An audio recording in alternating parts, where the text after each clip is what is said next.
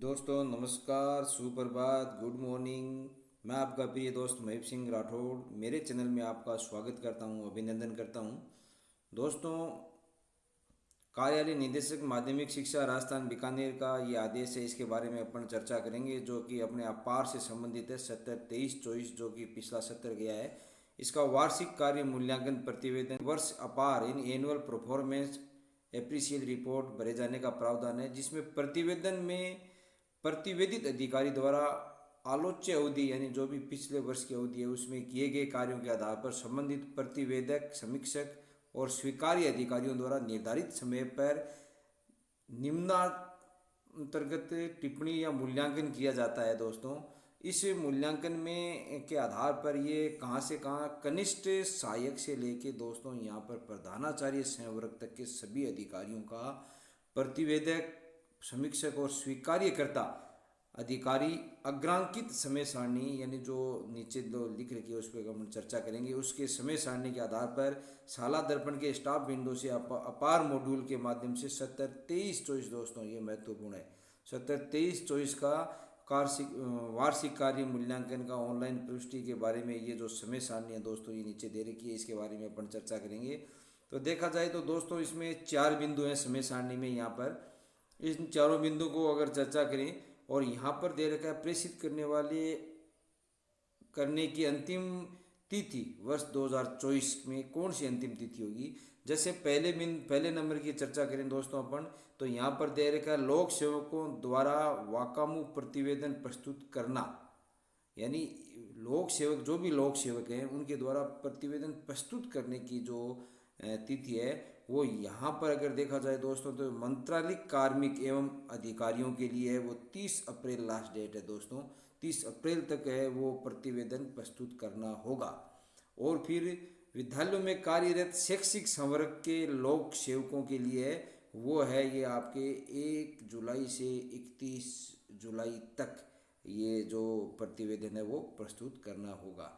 तो ये अलग अलग के लिए दे रखा है दोस्तों। मंत्रालयिक कार्मिकों एवं अधिकारियों के लिए तो है वो 30 अप्रैल दे रखा है, और जो शैक्षिक स्टाफ है उसके लिए यहाँ 1 जुलाई से 31 जुलाई तक का कार्य समय है वो, यानी जैसे ही स्कूल खुलेंगे उस पहले महीने में ही अपन को ये प्रतिवेदन प्रस्तुत करना होगा।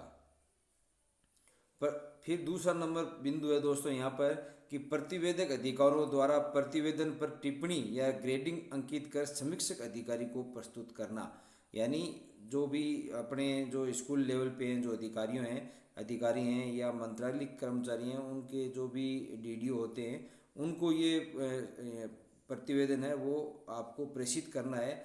और वो प्रतिवेदक अधिकारी द्वारा जो है अपने प्रतिवेदक अधिकारी वो आगे प्रेषित करेंगे समीक्षक अधिकारी को।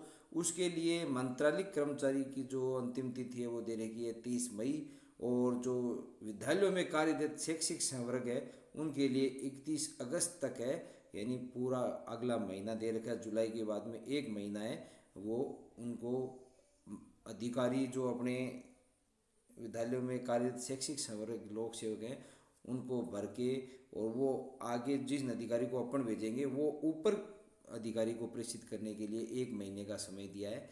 उसी प्रकार दोस्तों समीक्षक अधिकारी है वो प्रतिवेदन पर टिप्पणी करके जो भी जिस प्रकार की टिप्पणी उनको करना है उचित समझे उसके आधार पर उनको भी 1-1 महीना दिया गया। मंत्रालयिक कर्मचारी को लिए 30 जून तक है, और जो विद्यालयों के शैक्षिक स्टाफ है उसके लिए 30 सितंबर तक ये समय दिया गया दोस्तों। और उसी प्रकार इस कड़ी में अंतिम जो स्वीकार्यता अधिकारी हैं वो प्रतिवेदन पर टिप्पणी करके और संबंधित कार्यालय को संधारण हेतु भिजवाना है वो 31 जुलाई तक है वो तो मंत्रालयिक कर्मचारियों के लिए दोस्तों, और 31 अक्टूबर तक है वो है अपने विद्यालयों के शैक्षिक संवर्ग के लोक सेवकों के लिए। तो ये एक प्रकार की समय सारणी दोस्तों है ये दे दी गई है पूरे वर्ष की कि किस कौन प्रतिवेदक अधिकारी कब समीक्षक अधिकारी को भेजेगा, लोक सेवक कब प्रतिवेदक अधिकारी को भेजेगा, और समीक्षक अधिकारी कब दोस्तों स्वीकार्यता अधिकारी को भेजा जाएगा, और स्वीकार्यता अधिकारी उस पर टिप्पणी करके और कार्यालय में कब तक संधारित करेंगे। तो ये सारी की सारी चीज़ें हैं। ये जिला यहाँ पर विशेष टिप्पणी भी दोस्तों देखो लिख रखी है, जिला शिक्षा अधिकारी एवं उससे उच्च अधिकारीगण शासकीय निर्देशों के अनुसार अपनी अपार राजकाज पोर्टल के माध्यम से ऑनलाइन करेंगे तथा राजकाज मॉड्यूल में group name secondary education ACR का चयन करेंगे। यानी ये दोस्तों जिला शिक्षा अधिकारी एवं उससे उच्च अधिकारियों के लिए ये राजकाज में भरना है, बाकी SSO से ही भरे जाएंगे, तो शाला दर्पण से भरे जाएंगे। और जिला शिक्षा अधिकारी एवं उससे उच्च अधिकारी है वो इसमें APR है वो राजकाज पोर्टल से भरेंगे। तो ये एक प्रकार की पूरी सारणी दे रखी है। और ये दोस्तों आदेश हैं, ये आपके आशीष मोदी IAS निदेशक राजस्थान माध्यमिक शिक्षा के आदेश हैं। तो ये पूरी समय सारणी है, इनको आप अपने जो इसका लेटर पैड है जिसमें कोई लेटर निकाल के अपने ध्यान रखें दोस्तों, ध्यान में रखें। तो इस प्रकार की लेटेस्ट जानकारी के लिए दोस्तों आप मेरे चैनल को सब्सक्राइब करें। इसके कैसे भरा जाता है, ये स्टाफ विंडो से ऑनलाइन कैसे भरा जाता है, इससे संबंधित मैंने पिछले साल वीडियो बनाया है, उसका लिंक मैं डिस्क्रिप्शन बॉक्स में दे दूंगा दोस्तों। और जैसे ही आगे वापस ये ऑनलाइन भरना आरंभ होगा, मैं नया वीडियो बना के आपकी सेवा में प्रेषित करूंगा। धन्यवाद। आपका प्रिय दोस्त महीप सिंह राठौर।